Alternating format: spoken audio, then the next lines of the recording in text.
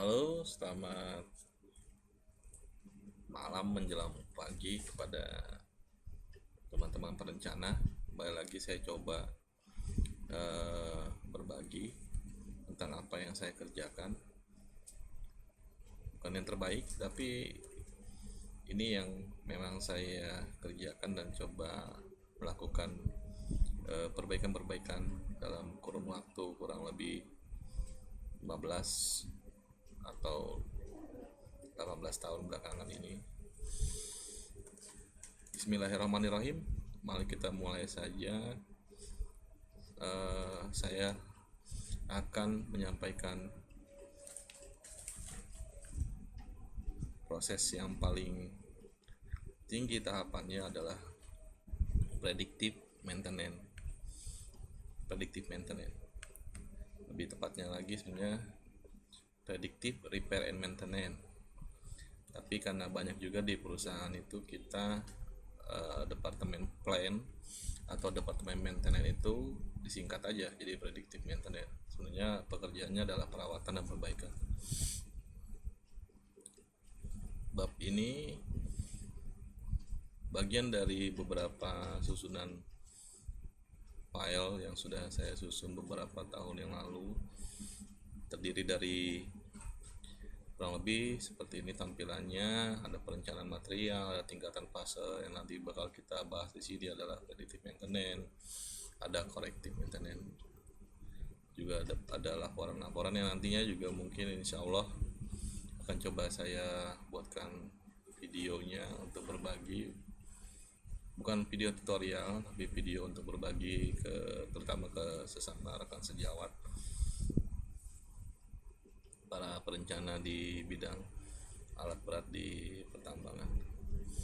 Saya singkat saja karena ini bakal panjang.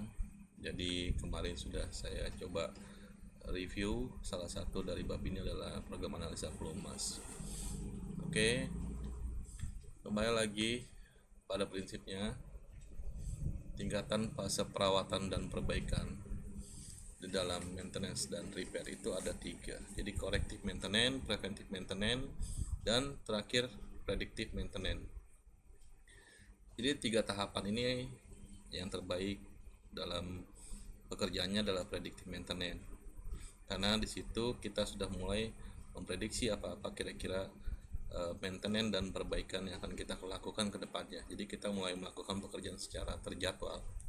Berbeda dengan fase pertama, corrective maintenance. Corrective maintenance ini kita tidak ada schedule, tidak ada perencanaan. Jadi rusak perbaiki, dan servis juga nggak ada. Jadi memang ini sudah lama ditinggalkan oleh rekan-rekan, sudah pasti.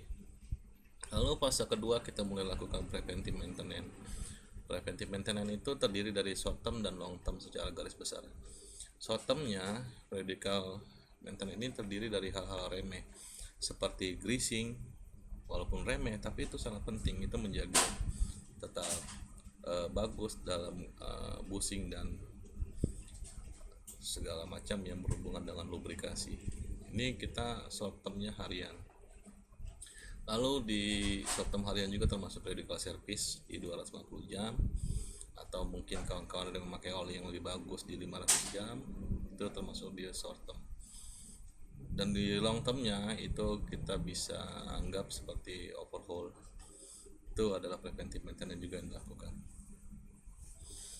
Biasanya kita melakukan preventive maintenance ini dari maintenance manual pabrikan, karena tidak semua alat yang kita tangani itu sama tentang bagaimana preventive maintenance itu, dan siklusnya direkomendasikan oleh manufaktur pembuat seperti Komatsu, Caterpillar, Hitachi, Daewoo, dan yang lain-lain. Yang ketiga, tahapan tertinggi adalah predictive maintenance. Dalam predictive maintenance ini sendiri itu terbagi dua yang garis besarnya ya. Pertama adalah backlog itu sendiri, dan kedua program analisa pelumas. Analisa pelumas itu di video sebelumnya saya sudah coba sampaikan, bagian dalam predictive maintenance juga sebenarnya. Kali ini saya coba menyampaikan ke pada program backlog itu sendiri. Jadi backlog ini adalah melakukan pekerjaan-pekerjaan terjadwal di masa depan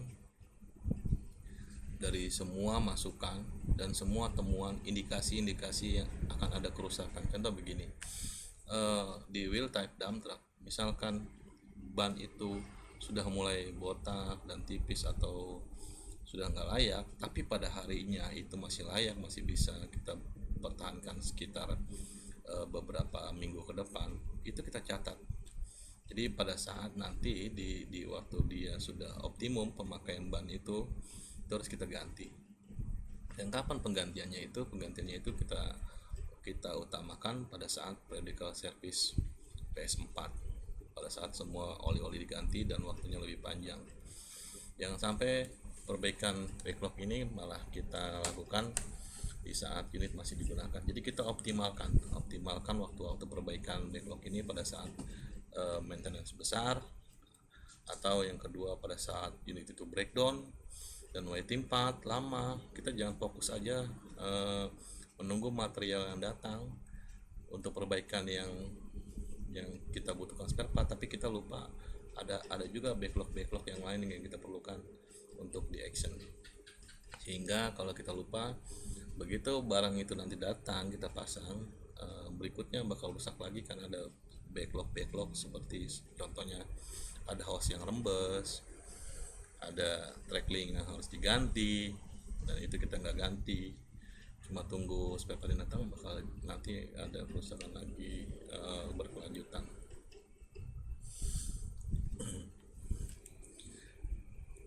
Saya coba visualkan 3 pilar dasar repair maintenance action repair konsep itu dari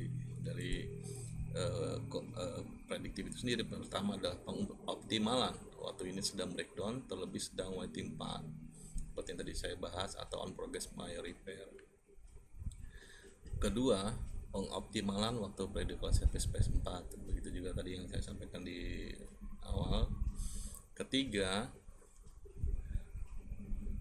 ini 3 ya, pembagian tugas backlog. Nah, pembagian tugas backlog itu terdiri dari 4 tahapan penting yang harus selalu terikat. Pertama adalah inspeksi, ordering part, preparing part, dan execution. Oke, kita mulai dari tahap pertama, pengoptimalan waktu ini sedang breakdown, waiting part atau on progress minor repair. Pengoptimalan waktu ini sedang breakdown, terlebih sedang waiting part atau sedang progress minor repair. Kita coba dari tahapan 1, unit ready for use. Ready for use siap digunakan, tracklingnya aus. Terus unit breakdown ya, unit breakdown. Di saat unit breakdown itu, inspektor itu bisa ada di departemen repair and maintenance atau mungkin di HI operation. Itu harus ada catatan, masukan. Dia harus melihat juga ke workshop juga, apa kira-kira selain trackling ini yang perlu diperbaiki sekaligus atau berbarengan bersama mekanik yang lain memeriksa juga ada problem lain selain trackling. Jadi bersama, ini kunci dari backlog itu adalah teamwork. Jadi planner sendiri juga nggak bakal bisa berbuat banyak, mekanik juga nggak bakal mungkin tahu ya apa yang harus dilakukan tanpa ada record dari backlog itu sendiri. Nanti file backlognya akan kita visualisasikan di sini. Nah, team action dia akan menyiapkan trackling dan pasang. Nah, di saat bersamaan yang lain harus kita kontrol. Planner menyajikan, misalkan ini adalah kode unit 01 ya, misalkan trackling. Planner itu juga harus menyajikan, mengeluarkan plan backlog dari historical sebelumnya. Contoh, ada temuan masukan itu seal control valve-nya rebes, hose joysticknya rebes, spionnya retak, masukin sambil ini nunggu spare part ini harus segera di action. Jadi begitu spare part yang nanti datang itu semuanya udah perform bagus lah, istilahnya tidak ada lagi backlog yang tersisa karena waktu juga panjang karena waiting part ini. Nah, crew backlog langsung mengeksekusi. Nah, kita semua memeriksa ini, optimalkan waktu sedang breakdown, sedang PS4 optimalkan. Kita menjaga MTTR dan MTBF nya, jangan sampai hari ini keluar terus lusa masuk lagi dengan problem yang lain. Yang kedua, pengoptimalan waktu critical service ya, sepertinya sama seperti yang tadi ya. Yesterday I had to say Bedanya hello instead of di hello. sini kita unit critical service. Nah, di sini bedanya case-nya bukan waiting part tapi sedang dalam critical service PS4. Critical service PS4 ini sendiri dilakukan dalam waktu yang panjang ya, bisa 4 jam, bisa 6 jam, bisa 2 hari. Jadi kita juga perlu mengoptimalkan, jangan sampai ada backlog yang ketinggalan gitu, yang nggak dikerjakan pada saat critical service 4 ini. Yang ketiga, pembagian tugas backlog. Seperti di awal tadi kita singgung, bahwasanya ini adalah teamwork.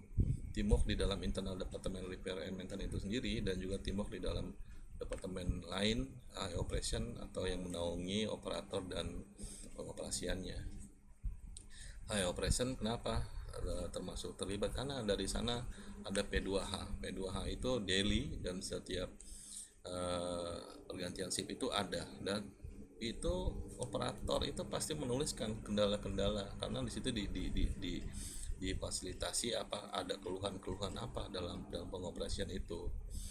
Jadi kasih masukan semuanya, terus kita record bareng-bareng, terus kita action juga bareng-bareng, juga di inventory, di logistik juga menyiapkan barang-barangnya. Kalau memang barang itu nggak ada, kita siapin jauh-jauh hari supaya pada saat kesempatan backlog dilakukan, kita lakukan itu.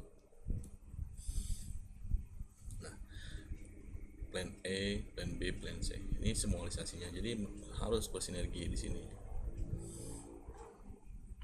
Mata rantai program backlog, sinergi itu terdiri dari inspection, ordering part, preparing, planning, execution, dan hasilnya kalau semua ini terjalin dan bersinergi baik. Tapi kalau misalkan tidak sama sekali saya zoom sedikit, tidak sama sekali ada, itu jelek sekali. Satu tidak ada juga jelek. Contoh misalkan udah ada backlog tapi ada kebutuhan spare part, tapi nggak ada yang melakukan permintaan spare part, ya kita nggak bisa melakukan apa-apa. Akhirnya tunggu lagi di kesempatan berikutnya karena spare partnya nggak ada. Yang kedua, spare partnya udah ada ya kan, tapi nggak ada yang menyiapkan gitu, nggak ada yang menyiapkan di dalam inventory, kita nggak siapkan, planner nggak siapin, itu juga nggak bakal bagus. Tadi dua itu hasilnya tidak efektif, yang ini akan sia-sia. Semuanya sudah dilakukan tapi ternyata planningnya nggak ada gitu, planner nggak bikin penjadwalan. Akhirnya ya pada saat critical service atau action, ya nggak ada yang tahu kalau misalnya itu ada backlog yang harus dilakukan, itu juga percuma. Jadi kurang lebih begitu mata rantai program backlognya.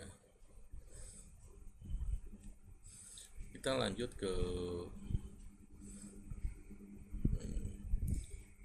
ke worksheetnya ya. Nah, worksheet ini nanti kita bakal timbul tampilan seperti ini. Sebentar, saya minimize aja. Hasil dari itu tadi itu terrecord. Jadi di sini saya coba sampaikan visualisasi record datanya ya sedikit ya. Jadi ini inspection result dan P2H report. Jadi P2H report itu dihasilkan dari operation departemen, inspection itu dari repair and maintenance.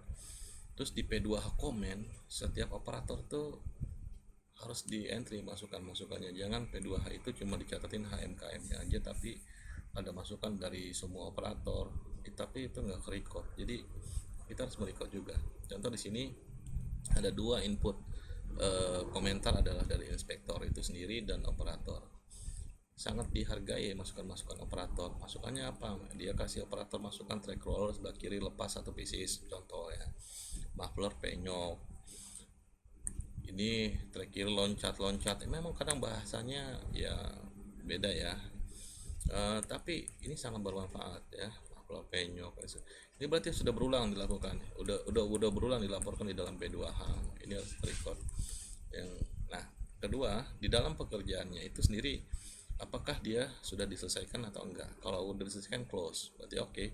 Itu kapan kesempatannya, misalkan di PS4 atau di PS terdekat, kalau masih bisa dilakukan tanpa menambah jam perbaikan, lakukan. Contoh misalkan gini, doser 02 ya, itu di terdekatnya di 5 Mei, terus plan service-nya adalah di 21250. Ini hasil inspeksinya di bulan Januari, di bulan April ya kan, ini di bulan Mei. Nah, ini tercatat per unit semuanya. Nah, kalau misalkan masih ada yang open ya, ini harus dikerjakan. Kalau close sudah waiting action, berarti ini kemungkinan besar spare partnya ada tapi belum ada action. Apa nih, boltnya hilang mungkin atau patah. Untuk doser 04 ini juga harus di action pada saat kesempatan itu ada, pada saat unit itu waiting part atau yang itu sedang melakukan periodical service berkala. Terus ini ada lagi apar ya, jadi itu kita perlu perhatikan juga di situ. Nah, activity plan-nya kapan? Ya itu kita juga planner harus juga merencanakan kapan, saat breakdown atau saat PS nanti gitu ya. Itu juga harus kita perhatikan. Jadi backlog itu merangkum semuanya. Sistem ini merangkum semuanya. File Excel ini merangkum semuanya, semua record tentang unit itu semua populasi ada di sini. Jadi rekamannya ada di sini pada saat. Jadi pada saat unit itu ada di workshop, itu kelihatan jelas apa yang perlu dilakukan. Karena masukannya dari dua sumber, pertama operator itu sendiri dan kedua mekanik, siapapun ada yang melakukan masukan, kira-kira ada kejanggalan di dalam ini itu kita harus tahu gitu. Jadi termasuk juga ada P2UT UT ya, sorry, itu program P2U nya itu mengatakan ini ada damage dan worn out, itu masukin aja, masukin di sini. Jadi kita tahu setidaknya apa yang harus kita lakukan ke depannya dan menjaga tetap availability-nya begitu keluar di workshop panjang availability-nya begitu. Lanjut, nah, itu semua kenapa kau bisa tahu itu jadwalnya ada tanggal sekian kan percuma juga ada record tapi nggak ada jadwal. Nah, itu semua berasal pas dari plan service daily ya, teman-teman pastinya semua sudah tahu ya, udah tahu banget itu masalah membuat plan service. Tapi mungkin kalau ini ya suatu di kedepannya saya coba buat keterangan lebih lanjut dengan membuat plan service daily. Jadi dari sini semua unit itu harus tercatat HM terkininya berapa. Kalaupun ada penggantian HM itu harus juga tercatat HM di berapa, jadi ada akumulatif HM, karena HM ini juga nggak bertahan selamanya, bisa jadi dia rusak, tapi harus tercatat gitu. Nah, less service-nya kapan? Less service-nya untuk ini 741.5, terus di intervalnya 10750. Nextnya kapan? Next periodical service-nya itu di 11.000, itu tipenya biasa. Kalau ini tipe PS4, remanded day-nya itu berapa hari lagi gitu. Berapa jam lagi. Nah, ini tambahin aja di sini. Enaknya kita akan bahas masalah pivot. Ini kita tambahkan rumus sederhana di sini. Itu dia ada di minggu ini, minggu depan, atau minggu depannya lagi ya kita tandakan di sini. Ini nanti bakal kita susun. Jadi kita fokus untuk di short-term misalkan minggu ini, jadi kita fokus ke sana. Jadi minggu depan atau masih panjang kita nggak usah terlalu fokus, adalah prioritas kedua, tanggal kapan gitu. Nah, itu. Terus sedikit ya dari program backlog. Intinya kalau semuanya sudah terikut dengan baik per unit, dan terjadwal, ada yang preparing partnya juga. Saya yakin availability akan terjaga dengan catatan ini adalah sinergi. Terus selanjutnya setelah tadi kita lihat hasil dari plan backlog ini, kita juga bisa lihat dari hasil record plan service ini banyak sekali hasil monitoring atau report. Misalkan contoh, kita tadi mau fokus di minggu ini, jadi minggu ini nih keluar, kita tinggal sortir aja. Pasti teman-teman sudah tahu semua untuk filter seperti ini ya. Dari yang tadi ini kita filter itu masih open. Nah ini inspection resultnya di backlognya kita harus tahu. Terus yang ini ya, minggu ini kita harus fokus ini apa aja ya, apakah ada waiting part, kalau masih keburu kejar di push biar partnya ada di saat unit itu service ya. Dengan begini kita tahu betul apa yang harus dilakukan pada saat unit itu service ataupun breakdown. Jadi kalau breakdown jangan diemin aja, kita coba lihat dulu inspeksi yang lain-lain sambil tunggu barang atau sambil tunggu pekerjaan tim maintenance kru itu melakukan servis. Tim-tim yang backlog itu juga melakukan pekerjaan perbaikan dibantu dengan tim-tim yang lain gitu. Contoh lainnya misalkan gini,